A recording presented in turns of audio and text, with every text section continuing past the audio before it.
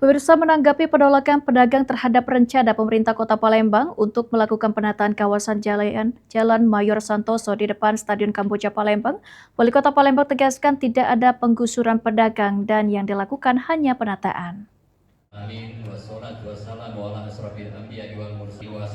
Hal tersebut diungkapkan oleh Wali Kota Palembang Ratu Dewa jika dari diskusi dengan Kodim 0418 Palembang, pemerintah Kota Palembang mengupayakan tidak merugikan para pedagang dalam penataan yang dilakukan.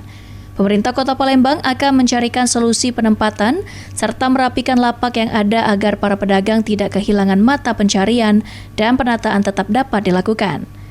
Penataan kawasan Jalan Mayor Santoso dilakukan agar kawasan tersebut lebih rapi dan dapat dijadikan destinasi wisata serta tidak menimbulkan penyempitan jalan. Ratu Dewa menekankan jika pemerintah Kota Palembang tidak akan menggusur pedagang dan tetap memperhatikan para pedagang sebagai tulang punggung perekonomian Kota Palembang.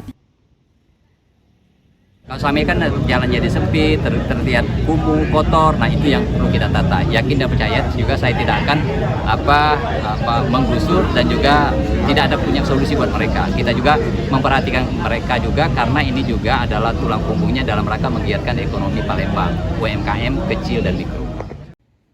Sandi Pratama, PAL TV.